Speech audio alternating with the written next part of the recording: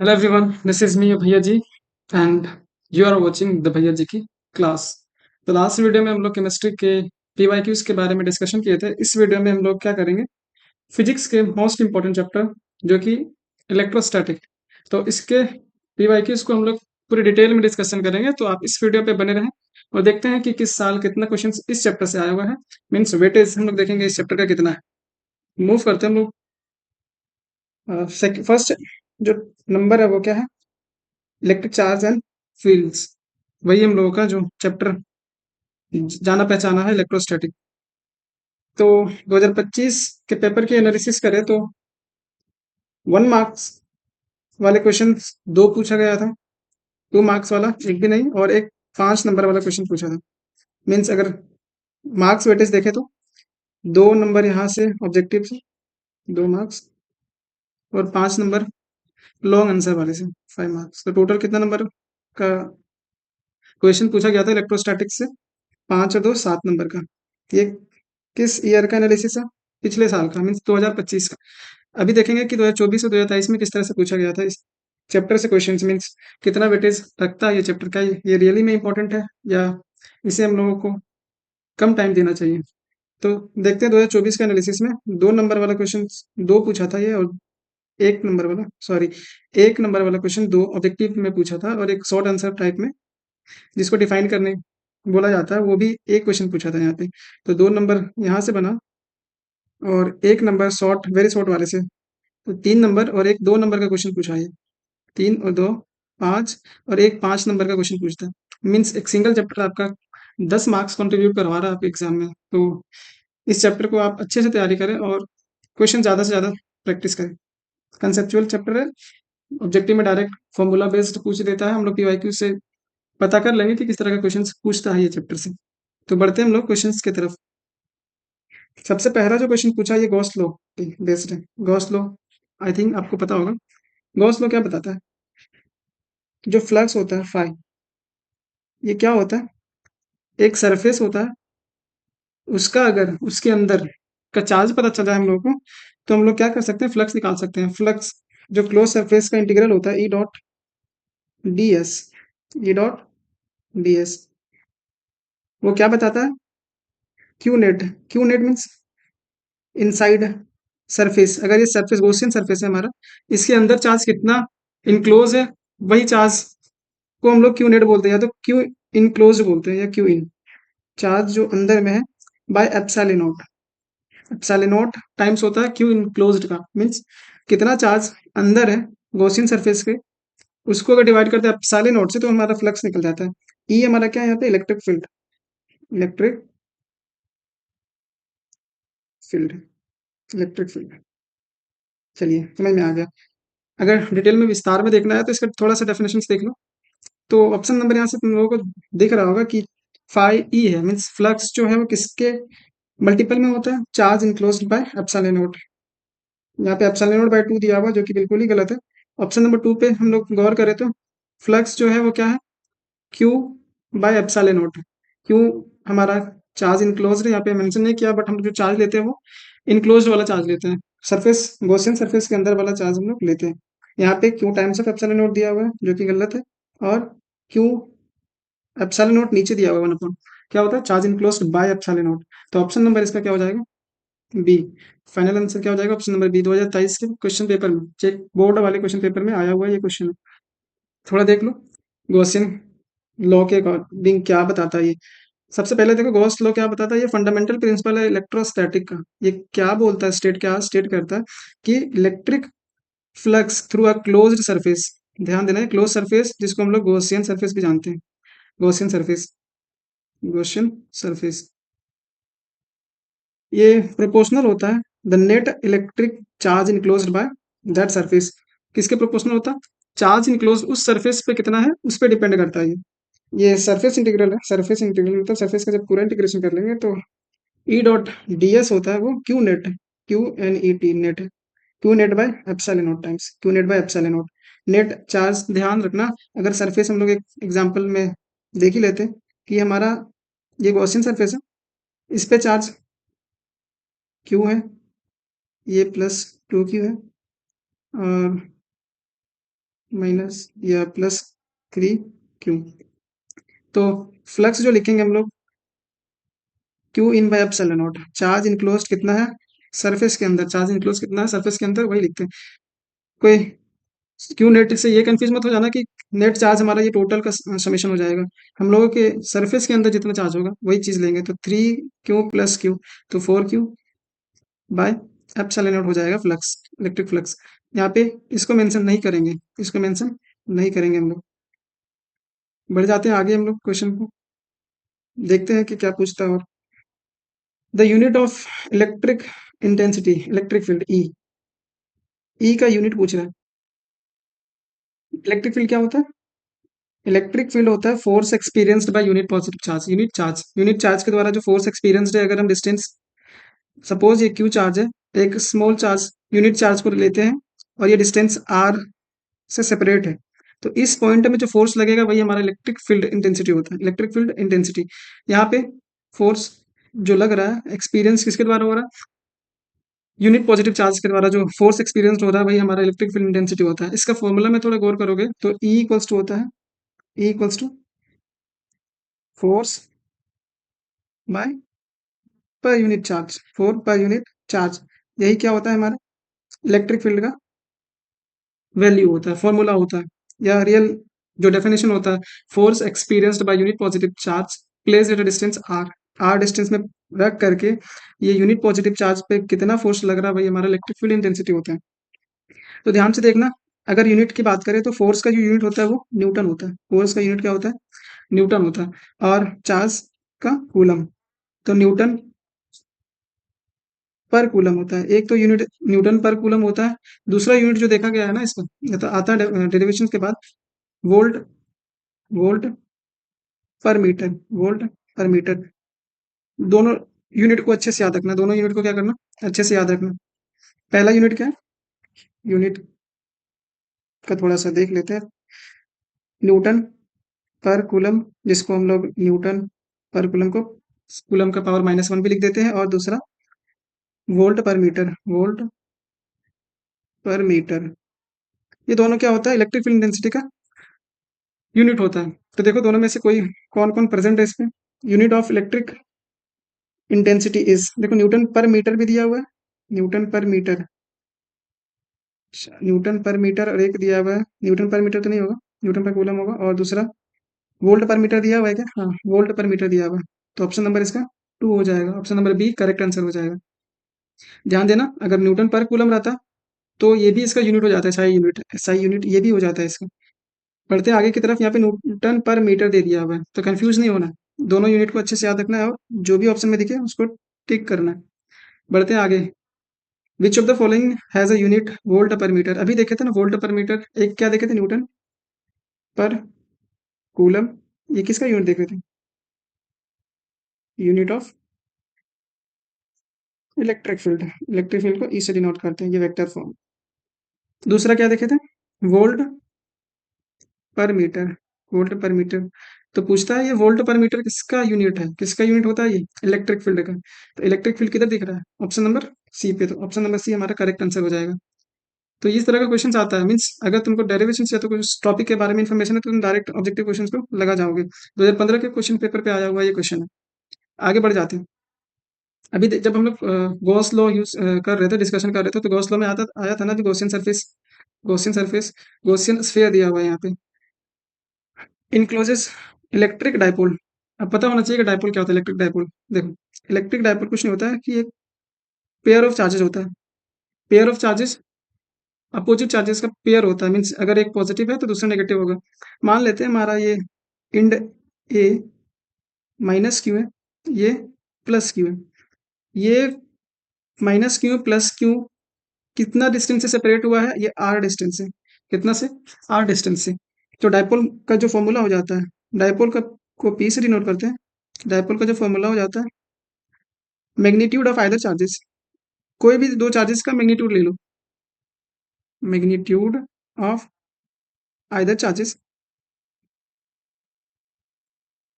Mode से denote कर देते हैं into distance between the charges, मतलब सेपरेशन, ये आर है, तो डिस्टेंस बिटवीन चार्जेस।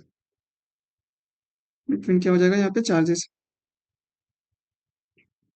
तो ये होता है डायपोल। डायपोल का जो डायरेक्शन होता है वो नेगेटिव टू पॉजिटिव होता है। डायपोल मूवमेंट का जो डायरेक्शन होता है नेगेटिव पॉजिटिव होता है। अब क्वेश्चन पे थोड़ा गौर करते हैं कि डायपोल मूवमेंट को मीन्स डायपोल को रख दिया हुआ है गॉसियन सरफेस पे। डायपोल को कहाँ रख दिया है ये? गॉसियन सरफेस पे। चलिए गॉसियन सरफेस बना लेते हैं। ये हमारा क्या है? Gaussian surface. इसमें क्या बोला है कि डायपोल को रख दो इसके अंदर। डायपोल को क्या करना है? इसके अंदर रख देना है।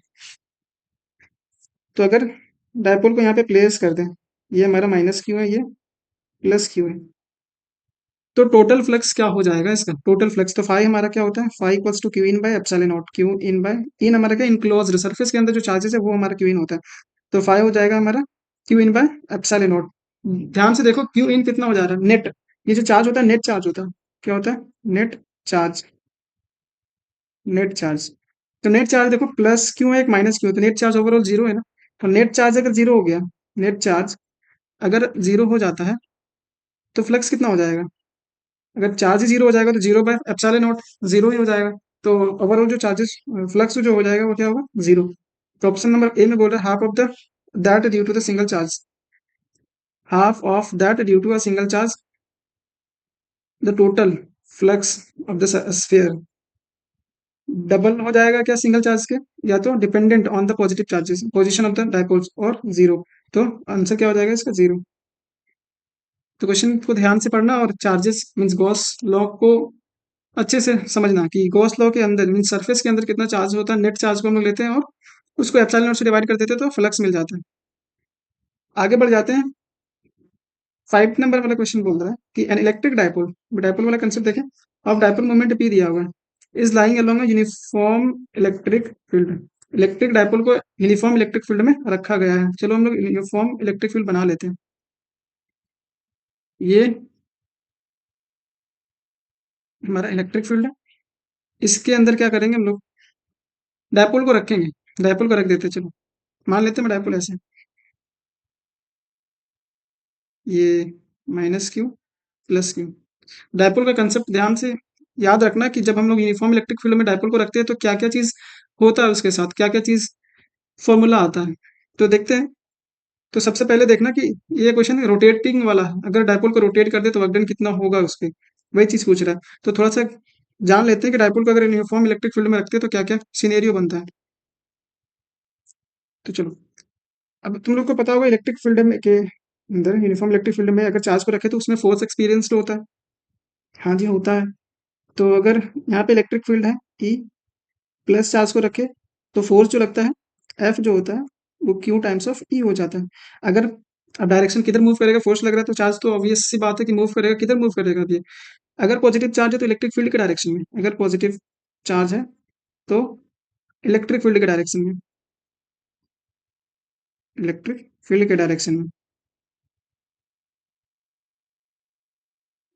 और अगर नेगेटिव है तो उसके अपोजिट, इलेक्ट्रिक फील्ड के अपोजिट वाले में। तो ठीक है। अब इलेक्ट्रिक फील्ड को डायपोल में तो दो चार्जेस होता है ना, तो इसमें फोर्स तो लगेगा। हाँ लगेगा। देखो यहाँ पे नेगेटिव चार्ज है तो फोर्स इलेक्ट्रिक फील्ड के अपोजिट लगेगा। तो यहाँ पे फोर्स लगा। और पॉजिटिव चार्ज है तो फोर्स इलेक्ट्रिक फील्ड के अलोंग लगेगा। फोर्स ये इलेक्ट्रोस्टैटिक फोर्स। तो नेट फोर्स जो होता है ना डायपोल को जब यूनिफॉर्म इलेक्ट्रिक फील्ड में रखे तो नेट फोर्स क्या हो जाता है? वो जीरो हो जाता है। नेट फोर्स क्या हो जाता है? हम लिख देते हैं एफ नेट जो होता है डायपोल को जब हम लोग इलेक्ट्रिक फील्ड में रखते हैं तो जीरो हो जाता है एफ नेट। एफ नेट क्या हो जाएगा? जीरो। लेकिन यहाँ पे टॉर्क डेवलप हो जाता है। टॉर्क, टॉर्क को टाउसिडेंट कहते हैं। टॉर्क इक्वल्स टू जो होता है वो पी क्रॉस ई। पी क्रॉस ई। पी हमारा क्या? डायपोल मोमेंट, और ई हमारा इलेक्ट्रिक फील्ड है। ई क्या है? हमारा इलेक्ट्रिक फील्ड। इसका क्रॉस प्रोडक्ट होता है टॉर्क। अब देखना, पहला तो हम लोग टॉर्क के बारे में देख लिए कि टॉर्क डेवलप हो जाता है कब? यूनिफॉर्म इलेक्ट्रिक फील्ड में डायपोल को जब रख देते हैं। इसी के साथ एक पोटेंशियल का भी टर्म्स आता है, यू। पोटेंशियल एनर्जी जो हो जाता है उसमें माइनस ऑफ पी डॉट ई हो जाता है। इसी के पोटेंशियल के ही केस से हम लोग एनर्जी कंजर्वेशन लगाएंगे और वर्क डन निकालेंगे। वर्क डन निकालेंगे तो पोटेंशियल एनर्जी क्या होता है? पी डॉट ई। डॉट प्रोडक्ट है यहाँ पे, क्रॉस प्रोडक्ट है, क्रॉस प्रोडक्ट है। तो देखो वर्क डन हम लोग पढ़े हैं पहले भी, और नहीं पढ़ा है तो देख लेना। वर्क डन जो हो जाएगा, वर्क डन जो होगा वो change in potential energy. Change in potential energy means you final minus you initial. अब डॉट प्रोडक्ट हटता है तो क्या आता है, साइन या कॉस, कॉस आता है। तो minus of P E cos theta, theta का ही चेंजेस, क्योंकि हमारा डायपोल भी कांस्टेंट है, इलेक्ट्रिक फील्ड भी कांस्टेंट है, और थीटा सिर्फ वेरी करेगा। थीटा जब वेरी करेगा तो क्या होगा, वर्क डन होगा, काम करना पड़ेगा कुछ पॉजिटिव काम। तो देखते हैं फाइनल वाला हो जाएगा क्या, माइनस पी ई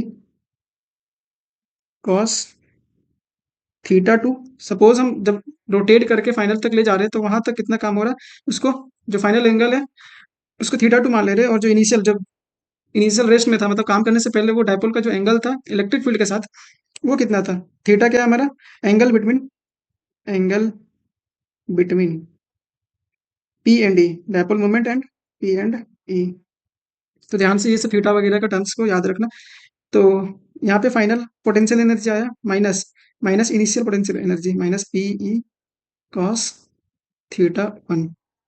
तो देखो, अगर माइनस और पी को बाहर ले लेते हैं, कॉमन ले लेते हैं, तो बच क्या जाएगा, कॉस थीटा टू माइनस, ये पूरे को बाहर लिया तो माइनस एक बचा हुआ, माइनस कॉस थीटा वन। ये हुआ क्या, वर्क डन। आगे वाले पेज में हम लोग देखते हैं कि इसका डायरेक्ट जो आंसर आएगा, डायरेक्ट मीन्स फॉर्मूला पे थीटा को रखने पर, अब थीटा वन थीटा टू क्या है, थीटा वन इनिशियल कंडीशन का थीटा है डायपोल का इलेक्ट्रिक फील्ड के साथ, और थीटा टू क्या है, फाइनल कंडीशन में, मीन्स वर्क डन, डायपोल को कितना डिग्री से रोटेट करके पूछ रहा है वर्क डन, वही हमारा थीटा टू हो जाएगा। तो थीटा टू इस केस में क्वेश्चन में देखना, अभी हमारा फाइनल जो आंसर आएगा वर्क डन,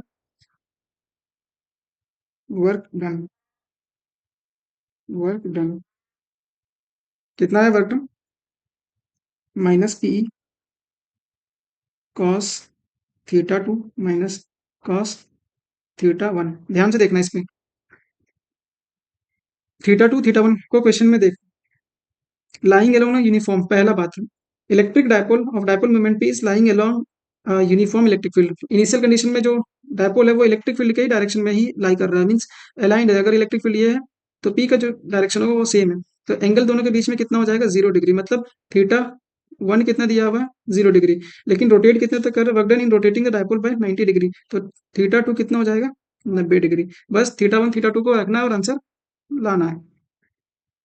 तो minus P E cos theta two 90 degree था, तो 90 degree minus cos theta one 0 degree था ना, तो यहाँ पे 0 डिग्री रखेंगे। तो फाइनल आंसर क्या आएगा, minus P E cos 90 degree कितना होता है, 0। डाउट है क्या, कॉस 90 0 डिग्री ही होता है माइनस, और कॉस 0 डिग्री कितना होता है, 1, तो -1। तो आंसर कितना है, माइनस माइनस प्लस हो जाएगा, तो पी ई आ गया, कितना आया, पी। फाइनल आंसर कितना आया, पी इंटू ई। कोई ऑप्शन चमक रहा है, अगर चमक रहा है तो ऑप्शन को टिक करो। ऑप्शन नंबर कितना हो जाएगा, ऑप्शन नंबर हमारा सी हो जाएगा। आगे बढ़ते हैं, क्वेश्चन को जल्दी जल्दी से डिस्कशन करते हैं, क्या क्योंकि ऑब्जेक्टिव में ज़्यादा टाइम नहीं देना है, अगर न्यूमेरिकल वगैरह या डेरिवेशंस वगैरह, क्योंकि डेरिवेशंस तो आएगा, और अगर डेरिवेशन 5 नंबर का क्वेश्चन आ रहा है तो ज़्यादा चांसेस है कि इससे डेरिवेशन ही आ रहा है। इलेक्ट्रिक ये गॉस लॉ वाला प्रूफ करने के लिए और भी सारा है, तो वो सबका डेरिवेशन भी करवाएंगे, बट आगे हम लोग इसका डिस्कशन कर लेते हैं। ऑब्जेक्टिव जो 1 वर्ड का क्वेश्चन है, जो देख करके आंसर मिलता है डायरेक्ट, पढ़ा होगा तो डायरेक्ट आंसर मिलेगा ही मिलेगा, नहीं पढ़ा होगा तो फिर पढ़ना पड़ेगा, तब भी मिल जाएगा, तुक्काबाजी करेगा तो भी मिल जाएगा। देखो, which of the following is the SI unit of electric field, कितना बार पूछेगा, एसआई यूनिट 2022 का टर्म वन में पूछा है। इलेक्ट्रिक फील्ड का दो ही एसआई यूनिट देखे हम लोग, force experience by unit positive charge. अगर इस वाले फॉर्मूला से देखें तो न्यूटन पर चार्ज का कूलम होता है, लेकिन एक और भी बताया था कि फोर्स, ये इलेक्ट्रिक फील्ड का जो यूनिट है वो क्या होता है, वोल्ट पर मीटर, वोल्ट पर मीटर। कोई दिख रहा है ऑप्शन, न्यूटन पर कूलम, न्यूटन पर कूलम, वोल्ट पर मीटर। बात यहाँ पे आके फंस जा रहा है कि वोल्ट पर मीटर भी दिया हुआ है, न्यूटन पर कूलम भी दिया हुआ है, तो ऑप्शन दोनों होगा, लेकिन बच्चा कंफ्यूज हो जाएगा कि कौन सा आंसर दे। तुम्हारा मन है दोनों में से, क्योंकि अगर सिंगल करेक्ट होगा तो सिंगल ही करेक्ट देता है, यहाँ पे तो एडवांस का है नहीं, तो कोई भी आंसर टिक कर देना, वो बोनस मार्क्स आएगा, इस बोनस मार्क्स मिलेगा, बोनस मार्क्स, बोनस मार्क्स। बढ़ते आगे, ये भी सही होगा, ये भी सही होगा, दोनों। देखते हैं 7th नंबर वाले क्वेश्चन को डिस्कस करते हैं कि 2 point charge of 3 microcoulombs and 4 microcoulombs repels each others. 2 point charges है जिसका चार्जेस का वैल्यू दिया हुआ है 3 माइक्रोकुलम और 4 माइक्रोकुलम्स बना लेते हैं हम लोग। दो पॉइंट चार्ज है, एक चार्ज क्यू है, Q1, दूसरा चार्ज क्यू। ये दोनों कुछ ना कुछ तो डिस्टेंस से सेपरेट होगा, हाँ सेपरेट होगा, आर डिस्टेंस से सेपरेट मान लेते हैं। इसका डिस्टेंस कितना, आर। इसमें Q1, Q1, Q2। पहला Q1 में कितना चार्ज है, +3 माइक्रोकुलम, 3 माइक्रोकुलम, और इसमें +4 माइक्रोकुलम, +4 माइक्रोकुलम। तो देखो आगे क्या बताता है, ये क्या पूछ रहा है, each other with force, repel कर रहा है दोनों, क्योंकि लाइक चार्जेस रिपेल करता है और अनलाइक चार्जेस अट्रैक्ट करता है। यहाँ पे दोनों पॉजिटिव है, इसीलिए दोनों क्या करेगा, आपस में रिपेल करेगा। तो फोर्स दिया हुआ है, गिवन फोर्स, फोर्स कितना दिया हुआ, 10 न्यूटन, कितना, 10 Newton. If etch is given an additional charges of 6 microcoulomb. अब पहला केस में जब इस तरह का सिनेरियो था, केस वन में क्या था, जब Q1 को 3 माइक्रोकुलम दिया था और Q2 को 4 माइक्रोकुलम, उस केस में जो फोर्स आ रहा था दोनों के बीच में, वो 10 न्यूटन आ रहा था। बट एक्स्ट्रा ये क्या कर रहा है, दोनों चार्जेस को -6 माइक्रोकुलम ऐड कर दे रहा है। तो अगर इसमें -6 माइक्रोकुलम को ऐड करता है, तो नेट चार्जेस को निकालना है पहले। इसमें -6 माइक्रोकुलम को ऐड किया और इसमें भी -6 माइक्रोकुलम को ऐड किया। तो इस वाले केस में जो चार्ज आ जाएगा, -6 + 3, तो -3 माइक्रोकुलम। और इस केस में जो आएगा +4 और -6, तो -2 माइक्रोकुलम, -2 माइक्रोकुलम। करेक्ट। अब देखते हैं फोर्स का, जब दो चार्जेस सेपरेट होता है कोई डिस्टेंस आर से, तो फोर्स जो लगता है K Q1 Q2 बाय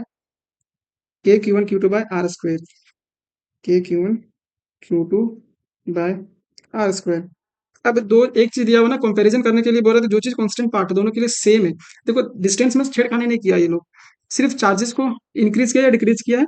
तो जब भी जो चीज कांस्टेंट रहता है उसको छोड़ देंगे, जो चीज वेरी कर रहा है, जो चीज वेरी कर रहा है उसी को कंपेयर कर देंगे। तो फोर्स हमारा किस पे डिपेंड कर रहा है, फोर्स जो हम लोग को डिपेंड कर रहा है, ये तो क्या कांस्टेंट है, आर भी इसका फिक्स है, Q1 Q2 पे डिपेंड कर रहा है। इसका मतलब F1/F2, F1 फोर्स वन, पहले केस में जो फोर्स वन था इसको फोर्स वन मानते हैं, फोर्स टू को निकालना है, F1/F2।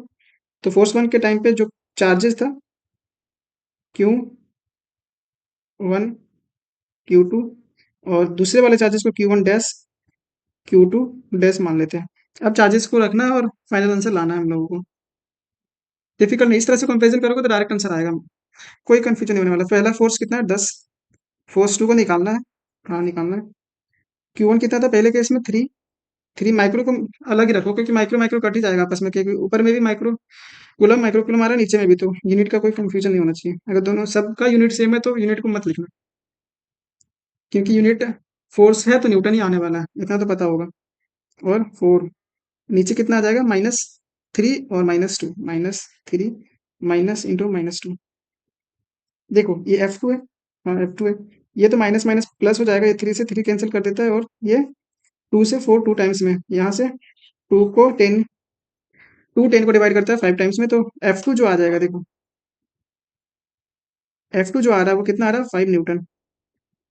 ये सिंपलेस्ट वे होता है कभी भी कंपैरिजन में, अगर कोई चीज को चेंज कर दे रहा है और अब पहले केस में फोर्स दिया और दूसरे केस में पूछ रहा है, तो कंपैरिजन हो रहा है, रेशियो से निकाल लेना डायरेक्ट। तुम देखना कि किस किस चीज को वेरी कर रहा है, कौन कौन चीज फिक्स है।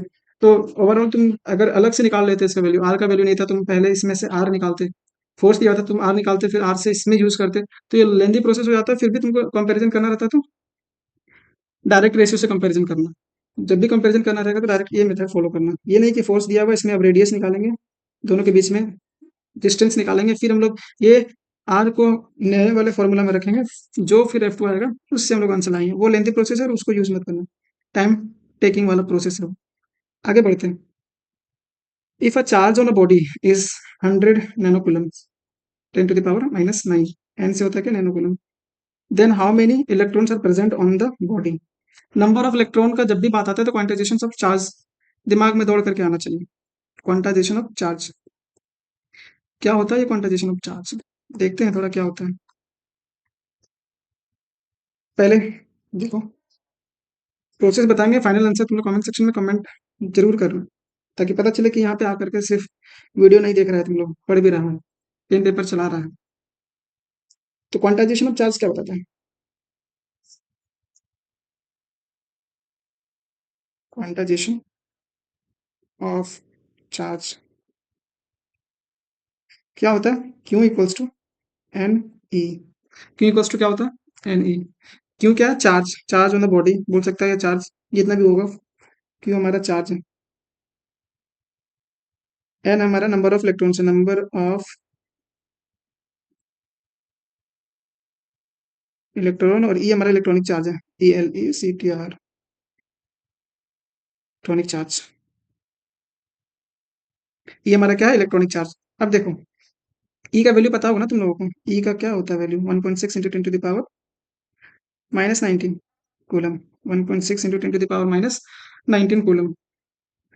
तो चार्ज टोटल कितना दिया हुआ? 100 into 10 to the power -9 coulomb equals to N into 1.6 into 10 to the power -19 coulomb. Coulomb coulomb cancel हो जाएगा, एन का वैल्यू डायरेक्ट आ जाएगा, तो इसको हटा देते हैं। तो एन इक्वल्स टू क्या हो जाएगा? 100 into 10 to the power -9 upon 1.6 into 10 to the power -19। खुद से सॉल्व कर लोगे, आई थिंक ये बहुत ही ज़्यादा डिफिकल्ट नहीं है, आंसर दिख जाएगा डायरेक्ट। अगर 10 to the पावर -19 है और उधर 10 to the पावर 9 है, तो ऊपर जाएगा तो +19 हो जाएगा। +19, यहाँ पे थोड़ा सा हेल्प कर दे रहे हैं तुम लोगों का, 1.6, तो ऊपर में हो जाएगा 10 to the पावर 10। अब इसको अगर पॉइंट हटाते हो तो 10 to the power 11, 16 6 96, 6 point something आएगा, 6.25 शायद, इंटू 10 to the पावर 11। ये तो बता ही दिए तुम लोग, तो करेगा क्या? तो 6.25 into 10 to the power 11। Check कर लेना एक बार, फ्लो फ्लो में नहीं कि जो हम आंसर दिए वही आंसर हो जाएगा। गलती तो इंसान से होता है ना। अब डायमेंशनल फॉर्मूला, ये शायद 11 से ही पढ़ते आ रहे हो, पढ़ते क्या भूल भी गए हो तुम लोग। तो डायमेंशनल फॉर्मूला कैसे निकालते हैं? Epsilon note. एप्सिलॉन नोट का कोई कोई तो रट्टा मार लेता है, बट रट्टा मार लेना भी सही है अगर ऑब्जेक्टिव आ जाए तो। लेकिन हम लोग फॉर्मूला से देखेंगे क्या होता है डायमेंशन फॉर्मूला और कैसे निकालते हैं। तो एप्सिलॉन नोट को कैसे निकालेंगे? क्योंकि हम लोग इलेक्ट्रोस्टैटिक फोर्स में देखे हैं कि अगर चार्ज Q1 है, दो पॉइंट चार्जेस के बीच का जो फोर्स होता है डिस्टेंस आर में सेपरेट होता है, तब F इक्वल्स टू होता है K Q1 Q2/r²। यही होता है ना, K Q1 Q2/r²। तो K का वैल्यू पता है ना तुम लोगों को। K को क्या लिखते हैं? K हमारा होता है 1/4 pi epsilon not. 1/4 pi epsilon not. यही एप्सिलॉन नॉट को तो हम लोग को बताना है आंसर में।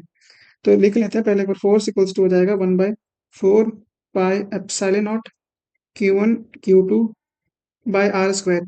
फोर्स पहले एप्सिलॉन नॉट को अलग करो तो एप्सिलॉन नॉट यहाँ आ जाएगा, फोर्स को इधर ले आते हैं तो वन। देखो ये सब कांस्टेंट है ना, ये सब डायमेंशनल वाले में कोई कंट्रीब्यूशन नहीं देने वाला है, तो इसको हटा ही दो। कांस्टेंट वाले को हटा ही देना डायरेक्ट, क्योंकि डायमेंशन लेस क्वांटिटी होता है कांस्टेंट्स। तो 1/F Q1 Q2/r²। अब डायरेक्ट रखते जाना। देखो चार्ज का जो यूनिट होता है वो क्या होता है? कूलम। कूलम को डायमेंशनल फॉर्मूला, कूलम का चार्ज का जो डायमेंशनल फॉर्मूला होता है वो क्या होता है? AT। क्या होता है? AT। दूसरा चार्ज का भी AT हो जाएगा नीचे। बच्चा जी बॉक्स को मत भूलना, डायमेंशनल फॉर्मूला लिखते समय बॉक्स का भी नंबर काट लेता है, तो बच के रहना ये सबसे। फोर्स का क्या होता है? फोर्स देखना, फोर्स इक्वल्स टू होता है mass into acceleration. Force equals होता है मास इंटू एक्सेलरेशन। एक्सेलरेशन का क्या होता है? मीटर पर सेकंड स्क्वायर। तो यहाँ से निकालेंगे हम लोग फोर्स का, तो फोर्स को हम लोग m लिख लेते हैं, और मीटर है तो L लिखेंगे, और सेकंड है तो T-2। ये डायमेंशनल फॉर्मूला आ गया फोर्स का। तो M L T-2 आया। और रेडियस का तो R² मीन्स लेंथ होता है ना, रेडियस क्या है? लेंथ है। रेडियस हम बार बार बोल रहे हैं, रेडियस नहीं होता, वो सेपरेशन होता है, दो चार्ज के बीच का सेपरेशन वही होता है, distance between two charges, L²। अब सॉल्व करते हैं। देखो m एक ही जगह पे है, शायद तुम लोग इधर ना देखे तो यहाँ पे देखना। तो फाइनल लिखते हैं, ये m ऊपर जाएगा, सिर्फ एक ही m है तो m-1। m-1 l कहाँ कहाँ है? l एक यहाँ है और l यहाँ पे है दो, तो m यहाँ पे l है और यहाँ पे 2l है, तो ml का पावर कितना हो जाएगा? -3। देखो ये l और ये l, 3 बनेगा जब ऊपर चला जाएगा तो -3, और a देखो दोनों में ऊपर है, तो a का पावर कितना हो जाएगा? 2, और t दोनों में ऊपर ही है, दो ऊपर है और दो नीचे, तो t² ऊपर है और t का पावर -2 नीचे है, तो t जब ऊपर जाएगा तो प्लस में हो जाएगा, तो 2 + 2 कितना हो जाएगा? t का पावर 4। तो फाइनल क्या आया? M-1 L-3 T4A2। कहीं दिख रहा है क्या? M-1 M-1 L-3 M-1 L-3 T4A2। तो ऑप्शन नंबर हो जाएगा बी, याद करें ना, इतना निकालने का जरूरत नहीं पड़ेगा, बट ये भी पता होना चाहिए कि अगर भूल गए वो फॉर्मूला तो याद निकालेंगे कैसे। आगे बढ़ते हैं, बहुत सारे क्वेश्चन को डिस्कस करना है। The minimum amount of charge observe so far, अभी तक जो सबसे छोटा चार्ज देखा गया है वो क्या होता है? क्यू इक्वल्स टू पढ़ा है ना बच्चा, Q equals to N E. अगर एन को वन कर दें, एन तो क्या होता है, इन फ्रैक्शन में नहीं हो सकता चार्जेस। हम लोग वन से स्टार्ट करते हैं तो two three four five six इस तरह से होता है, तो सबसे छोटा जो एन का वैल्यू ले सकते हैं वो वन ले सकते हैं। तो क्यों हमको चार्ज पूछा है, अगर वन हो जाए तो ये कितना होता है, इलेक्ट्रॉनिक चार्ज के बराबर में हो जाता है। सबसे छोटा चार्ज जो ऑब्जर्व किया गया अभी तक वो इलेक्ट्रॉनिक चार्ज, मतलब 1.6 इंटू 10⁻⁻19 कूलम्स। तो option number C, minimum amount of energy, sorry energy नहीं, चार्ज। देख लो बच्चा, question number 11, when an electric dipole is placed in a uniform electric field it experiences.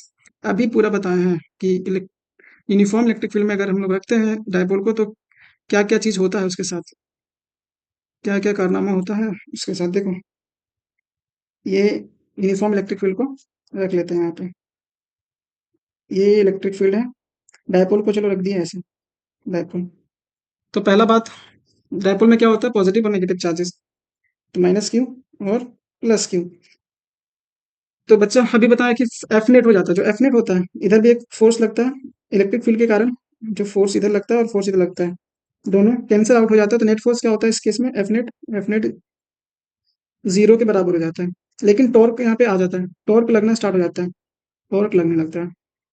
और टॉर्क का जो वैल्यू बताया अभी, पी क्रॉस ई, क्रॉस जब खुलता है तो क्या आता है, साइन या कॉस, साइन आता है, तो P sine theta, P sine theta. ये सब में ध्यान देखो, क्रॉस प्रोडक्ट डॉट प्रोडक्ट शायद 11th में ही बताया जाता है, बेसिक फिजिक्स वाले चैप्टर्स में भी।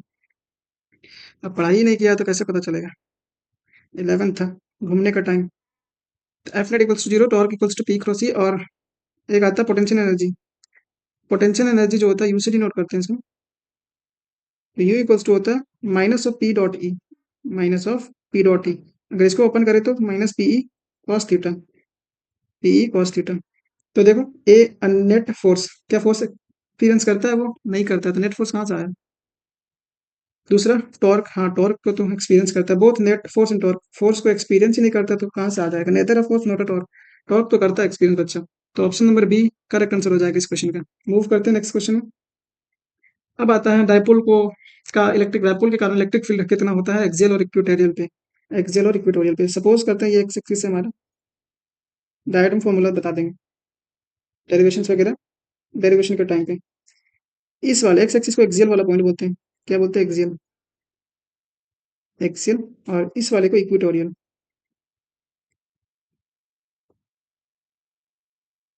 तो अगर डायपोल को हम लोग यहाँ पे रखते हैं, इसका माइनस क्यू, ये प्लस क्यू, तो कोई भी पॉइंट ले लो एक्सियल पॉइंट पे, तो वहां पे जो इलेक्ट्रिक फील्ड होता है एक्सियल के कारण 2 kp/r³ होता है, 2 kp/r³। और इक्वेटोरियल पे कोई पॉइंट ले लो, तो बच्चा इक्वेटोरियल पे कोई भी पॉइंट लोगे ना, तो यहाँ पे जो आता है वो kp/r³ होता है, kp/r³। ये पता है तुम लोग को कांस्टेंट है, और पी हमारा क्या डायपोल है, और कुछ ये नहीं है, आर हमारा डिस्टेंस है, आर क्या है, डिस्टेंस, kp/r³, 2 kp/r³, डिस्टेंस किसका किसका डिस्टेंस है, यहाँ पे ध्यान रखना। ये डिस्टेंस होता है डायपोल के सेंटर से लेकर के उस पॉइंट तक, जिस पॉइंट पे हम लोग इलेक्ट्रिक फील्ड को फाइंड आउट कर रहे हैं, तो ये भूलना मत, ये आर है। डायपोल के सेंटर से लेकर के उस पॉइंट तक जिस पॉइंट पे हम लोग इलेक्ट्रिक फील्ड फाइंड कर रहे हैं। तो देखो यहाँ पे 2 टाइम्स ऑफ, ये देखो 2 गुना है इक्वेटोरियल पे। तो अगर देख लो तुम लोग को कैसे आया फॉर्मूला में, तो इक्वेटोरियल या एक्सियल बाई इक्वेटोरियल करोगे, तो एक्सियल पे आएगा 2 kp/r³ और इक्वेटोरियल पे आएगा kp/r³, kp/r³ खत्म, तो 2 आया, ई एक्सियल बाई ई इक्वेटोरियल, 2 आया। अब देखो ई एक्सियल कितना आ जाएगा, 2 ई इक्वेटोरियल, मतलब एक्सियल वाला जो होता है वो 2 गुना होता है किसके कंपेरिजन में, इक्वेटोरियल के केस में। आगे बढ़ते हैं, how many electrons will have a charge of 1 Coulomb's, मतलब 1 कूलम में चार्ज कितना होगा, ये इंपॉर्टेंट क्वेश्चन मान लेते हैं, मतलब अधिकतर बार पूछ देता है क्वेश्चंस पे।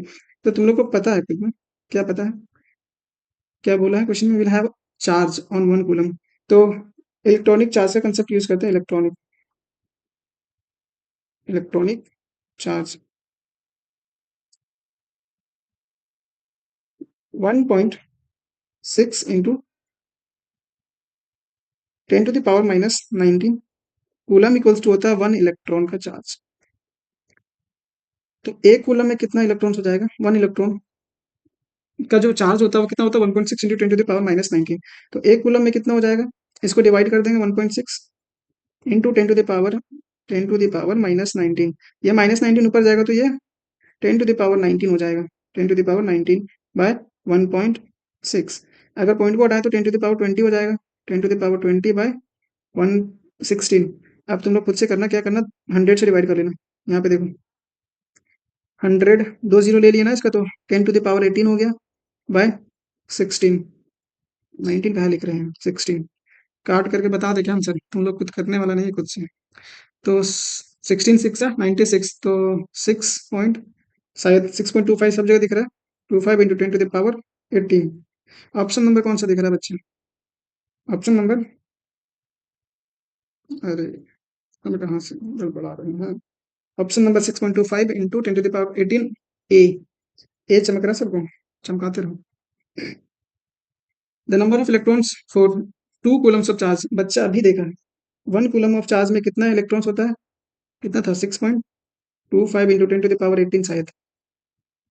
एक आम का दाम 10 रुपये है तो 2 आम का दाम नहीं निकाल पाएगा। नहीं भैया, फॉर्मूला बताइए, नहीं जानते हम लोग। तो 2 से मल्टीप्लाई कर देना इसको बच्चा, और इसका आंसर कमेंट सेक्शन में नहीं बताएगा तो एग्जाम में भी नहीं बनेगा तुम लोगों से। आगे देखते हैं। द यूनिट ऑफ परमिटिविटी, एक होता है परमिटिविटी, एक होता है परमिएबिलिटी। परमिएबिलिटी म्यू, देखा इसको परमिएबिलिटी बोलते हैं, और एक एप्सिलॉन नॉट को परमिटिविटी बोलते हैं। क्या बोलते हैं? परमिटिविटी। तो इसका यूनिट बोला अभी देखें फॉर्मूला में कि एफ इक्वल्स टू क्या होता है? K q one q two by k q one q two by are square. K q one q two by are square.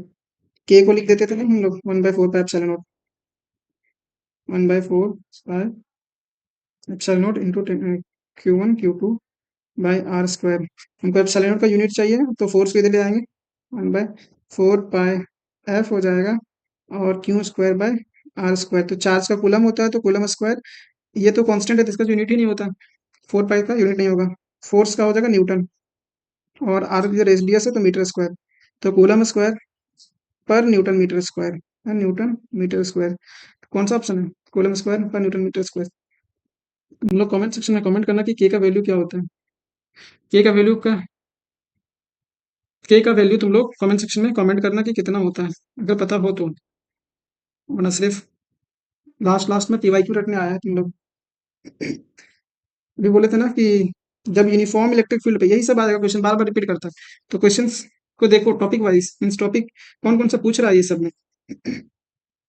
तो इसमें देखो इलेक्ट्रिक डायपोल मोमेंट, टॉर्क के वैल्यू पूछ रहा है, टॉर्क का वैल्यू पूछ रहा है। टॉर्क और हम लोग पोटेंशियल एनर्जी, दो ही चीज तो पढ़े थे। टॉर्क को देखते हैं।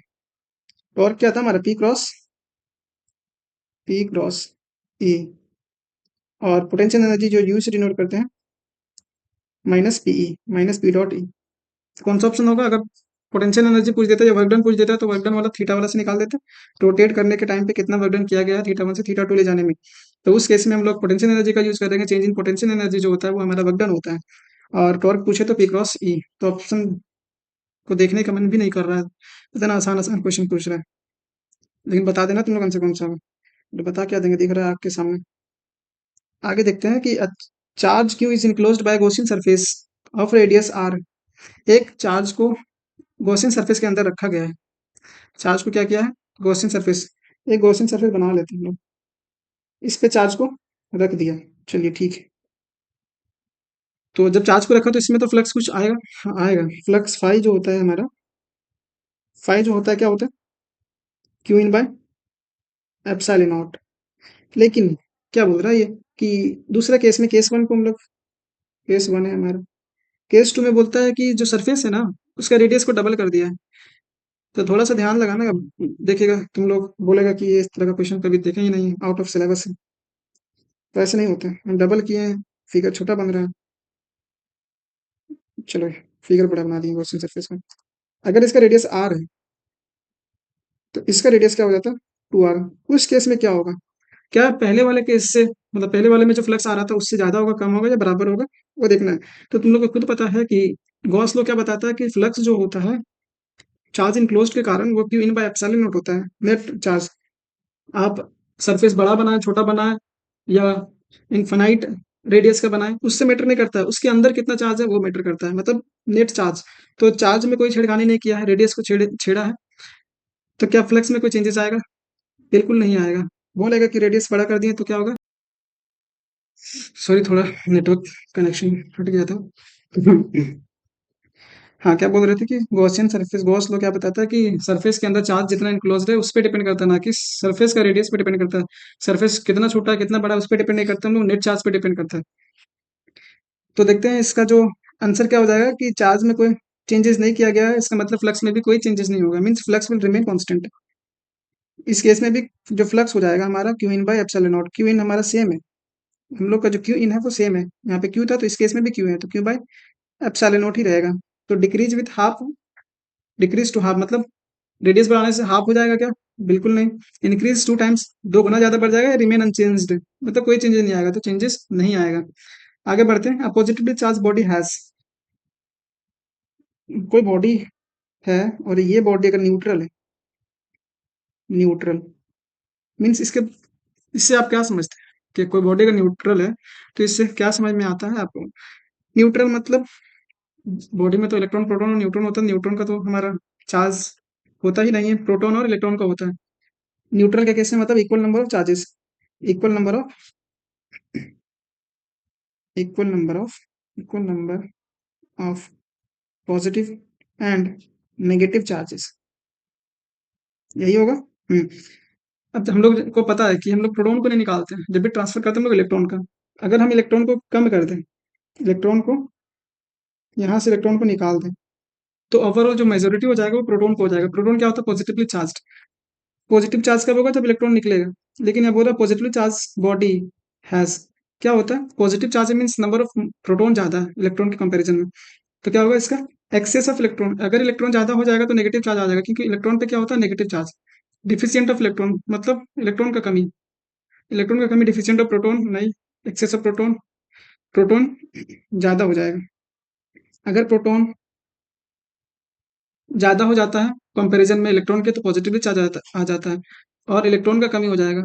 तो दोनों में से देखो कंफ्यूजन होगा कि इलेक्ट्रॉन का एक में डिफिशियंट हो रहा है, कमी हो रहा है, हाँ बॉडी में इलेक्ट्रॉन का कमी हो रहा है, और एक्सेस ऑफ प्रोटॉन, प्रोटॉन का ज़्यादा हो जाना, तो इलेक्ट्रॉन का कमी ही हो रहा है अगर इलेक्ट्रॉन को निकाल दे तो। पॉजिटिवली चार्ज का मतलब deficient of electrons.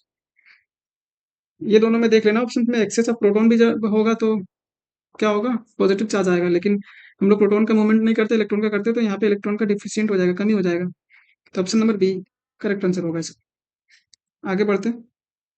N electron place in electric field, अभी डाइपोल वाला में यही कंसेप्ट देख रहे थे कि इलेक्ट्रिक फील्ड में अगर चार्जेस को रखे तो फोर्स एक्सपीरियंस करता है चार्ज, वो चार्ज कितने के बराबर होता है अभी देखते हैं।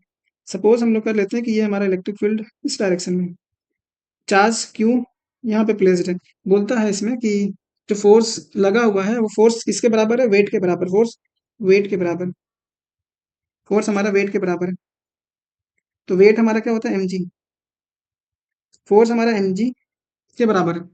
अब इसमें पूछता है the magnitude of electric field, तो फोर्स हम लोग को पता है ना, फोर्स इक्वल्स टू क्या होता है?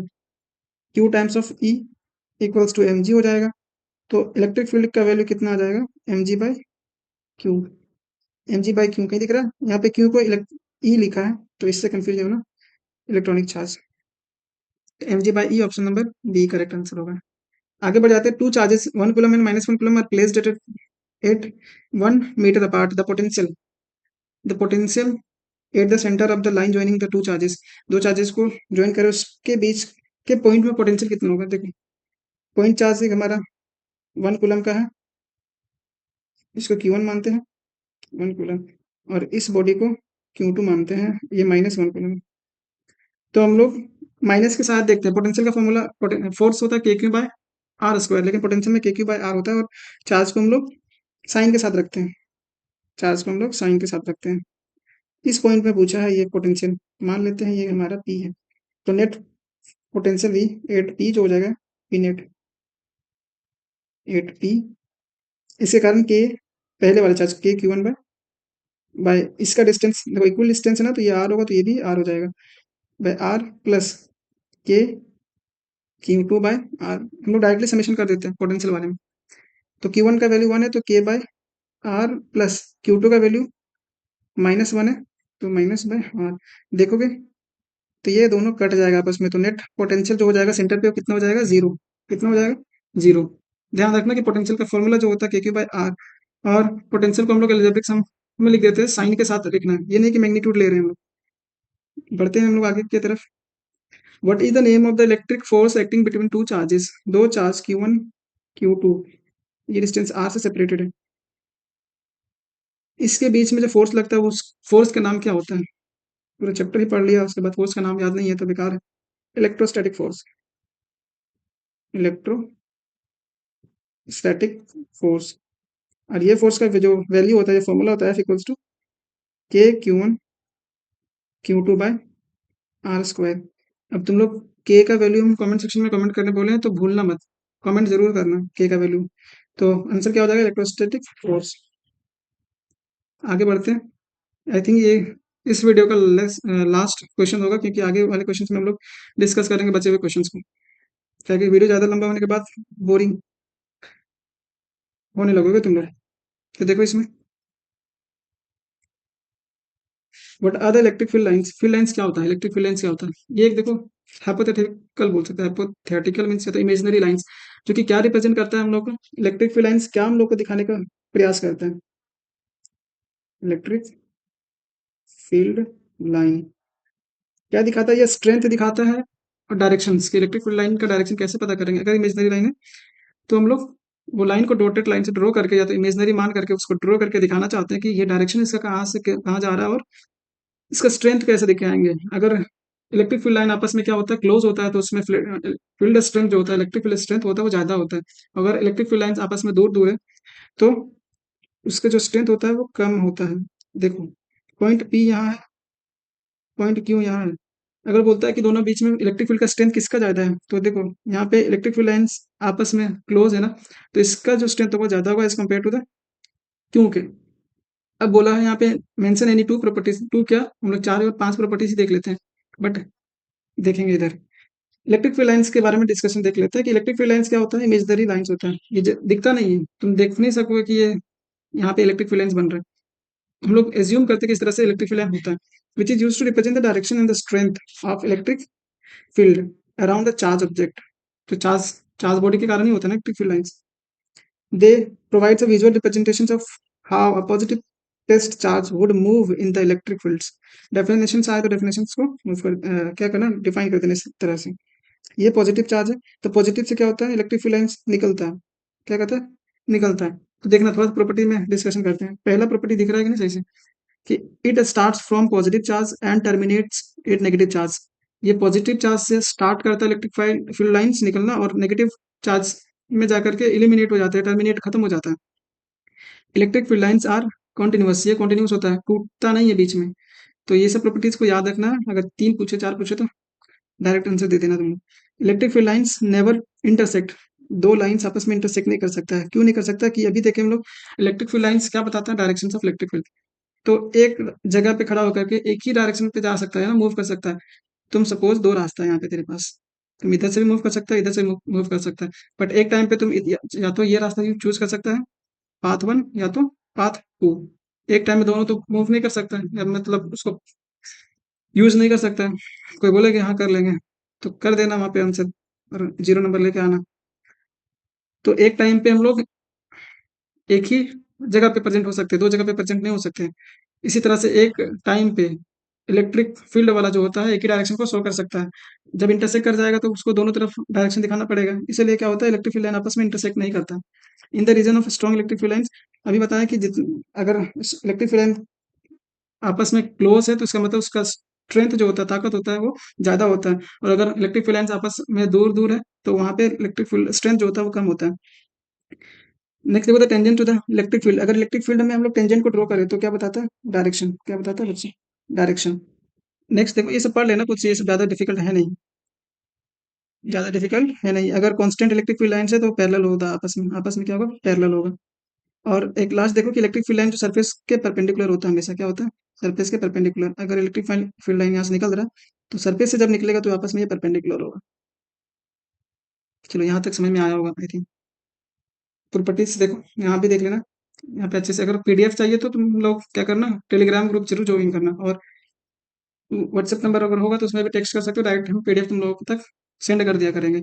और उम्मीद करते हैं, देखो क्वेश्चन जब भी पीवाईक्यू करो तो ये नहीं कि वीडियो देख रहे हैं, वीडियो को रोक रोक करके खुद से एक बार ट्राई करो, देन आंसर मैच करो। ये जरूरी नहीं कि हम जो आंसर देते हैं वो सब सही होता है, कभी कभी मिस्टेक हो सकता है इंसान से। तो एक बार खुद से जरूर सॉल्व करना। खुद से सॉल्व नहीं कर रहे हो इसका मतलब तुम सही से तैयारी नहीं कर रहे हो। आगे हम लोग देखेंगे कि प्रूफ्स वगैरह, गॉस लॉ, थ्योरम्स वगैरह का, डेरिवेशंस वगैरह। बट आज के वीडियो में यहीं तक रखेंगे।